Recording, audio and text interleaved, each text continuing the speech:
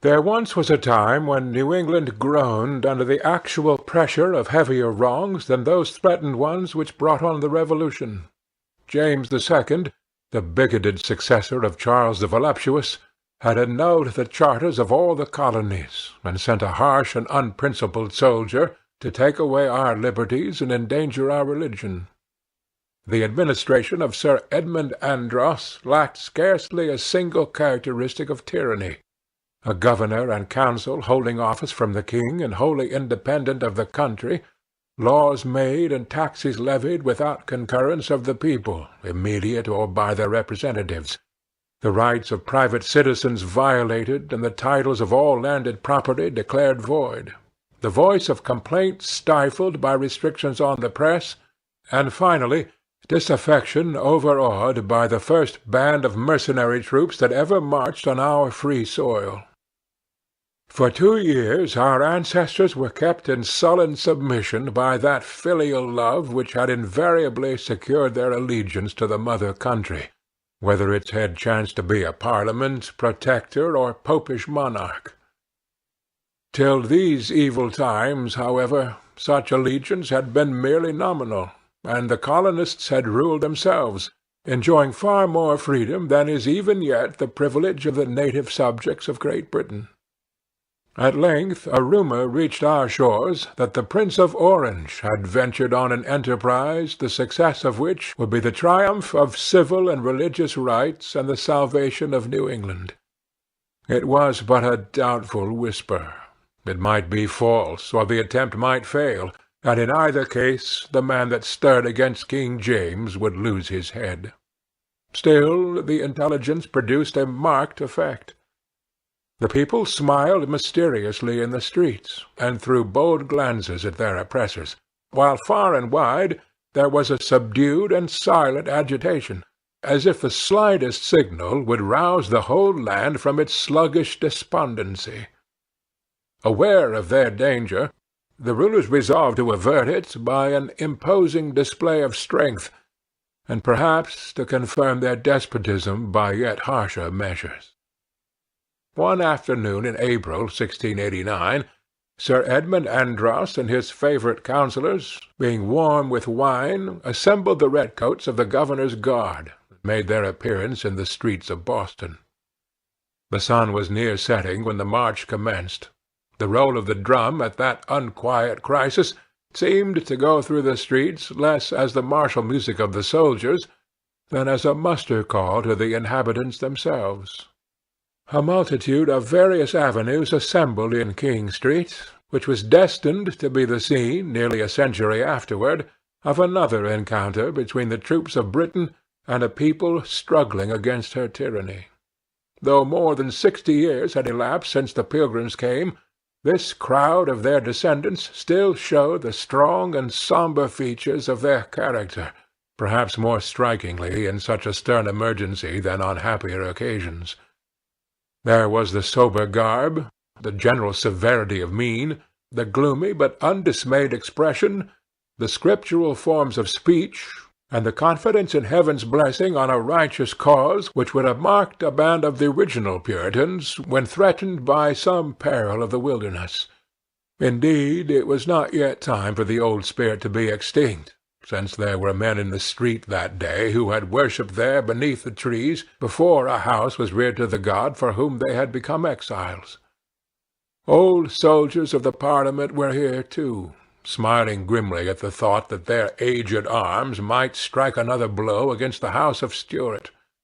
Here also were the veterans of King Philip's war, who had burned villages and slaughtered young and old with pious fierceness, while the godly souls throughout the land were helping them with prayer.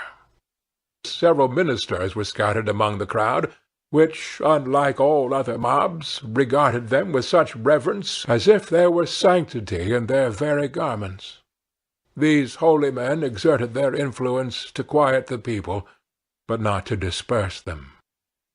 Meantime, the purpose of the governor in disturbing the peace of the town at a period when the slightest commotion might throw the country into a ferment was almost the universal subject of inquiry, and variously explained. "Satan will strike his master-stroke presently," cried some, "because he knoweth that his time is short. All our godly pastors are to be dragged to prison. We shall see them at a Smithfield fire in King Street." Hereupon the people of each parish gathered close around their minister, who looked calmly upward and assumed a more apostolic dignity, as well befitted a candidate for the highest honour of his profession, a crown of martyrdom. It was actually fancied at that period that New England might have a John Rogers of her own to take the place of that worthy in the Primer. "The Pope of Rome has given orders for a new St. Bartholomew," cried others. "We are to be massacred, man and male child." Neither was this rumour wholly discredited, although the wiser class believed the governor's object somewhat less atrocious. His predecessor under the old charter, Bradstreet, a venerable companion of the first settlers, was known to be in town. There were grounds for conjecturing that Sir Edmund Andros intended at once to strike terror by a parade of military force, and to confound the opposite faction by possessing himself of their chief. "Stand firm for the old charter governor!" shouted the crowd, seizing upon the idea. "The good old Governor Bradstreet!" While this cry was at the loudest, the people were surprised by the well-known figure of Governor Bradstreet himself, a patriarch of nearly 90, who appeared on the elevated steps of a door, and with characteristic mildness besought them to submit to the constituted authorities. "My children," concluded this venerable person, "do nothing rashly. Cry out aloud, but pray for the welfare of New England, and expect patiently what the Lord will do in this matter." The event was soon to be decided. All this time the roll of the drum had been approaching through Cornhill, louder and deeper, till with reverberations from house to house, and the regular tramp of martial footsteps, it burst into the street. A double rank of soldiers made their appearance, occupying the whole breadth of the passage, with shouldered matchlocks and matches burning, so as to present a row of fires in the dusk. Their steady march was like the progress of a machine that would roll irresistibly over everything in its way.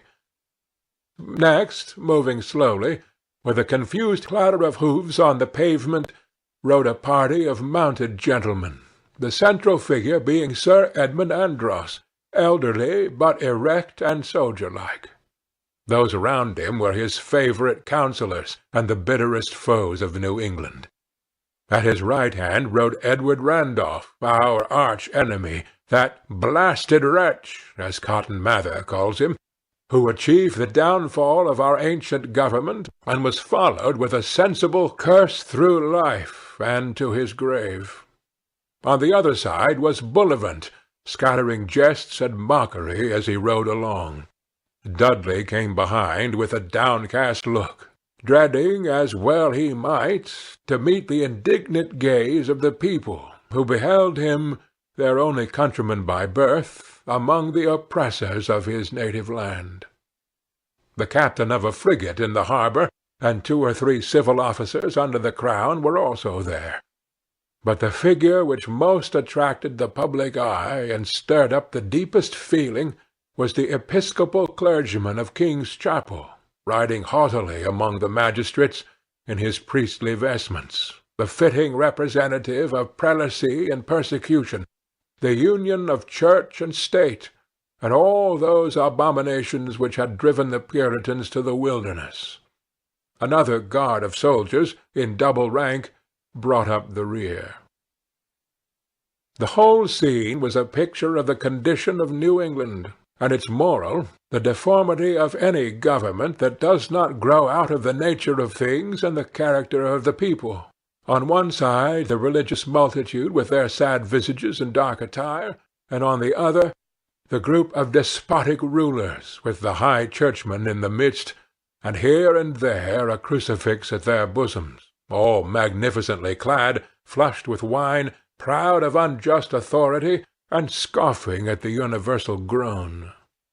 and the mercenary soldiers, waiting but the word to deluge the street with blood, showed the only means by which obedience could be secured.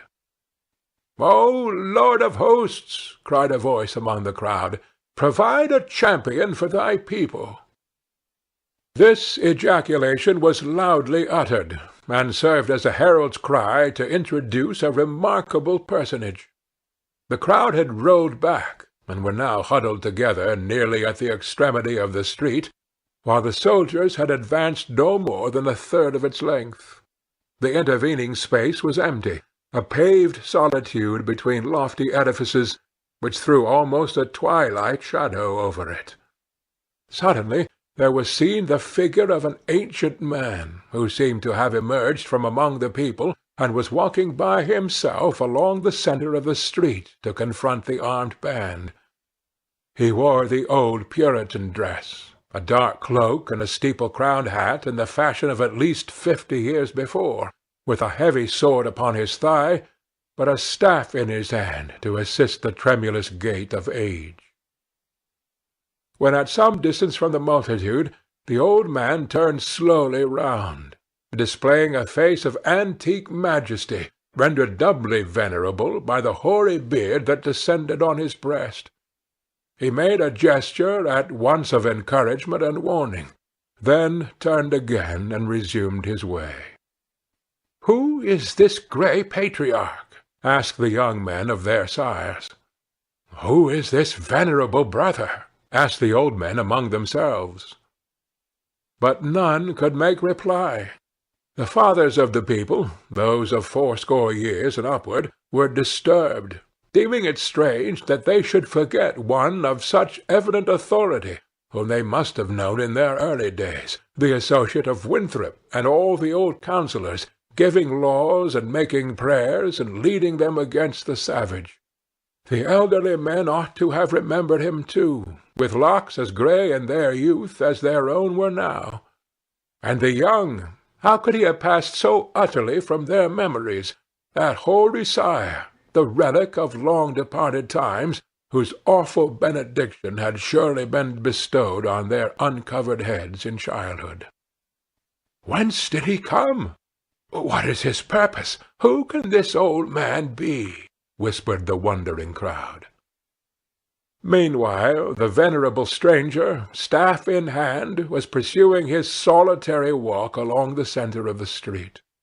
As he drew near the advancing soldiers, and as the roll of their drum came full upon his ear, the old man raised himself to a loftier mien, while the decrepitude of age seemed to fall from his shoulders, leaving him in grey but unbroken dignity.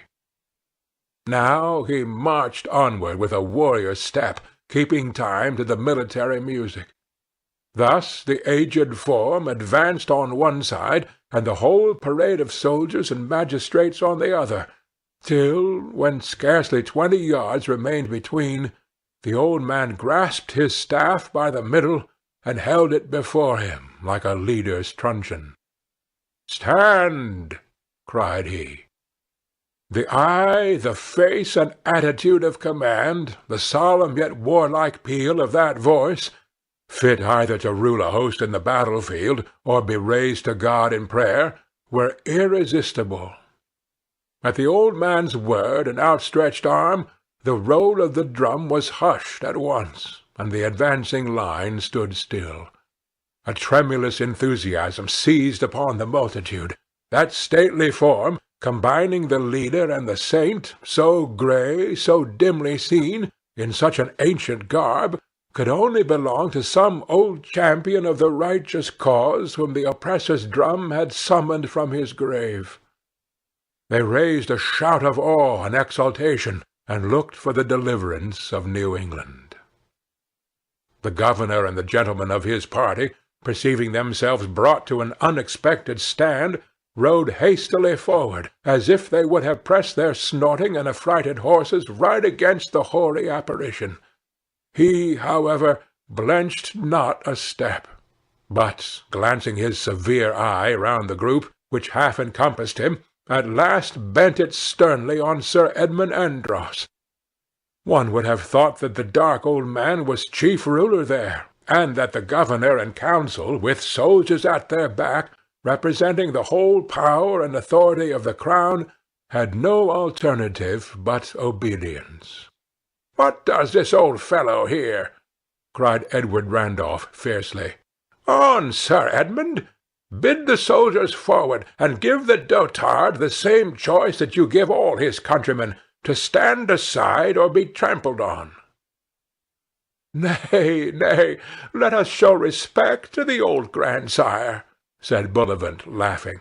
"See you not he is some old round-headed dignitary who hath lain asleep these 30 years, and knows nothing of the change of times? Doubtless he thinks to put us down with a proclamation in old Noll's name." "Are you mad, old man?" demanded Sir Edmund Andros, in loud and harsh tones. "How dare you stay the march of King James Governor?" "I have stayed the march of a king himself ere now," replied the grey figure with stern composure.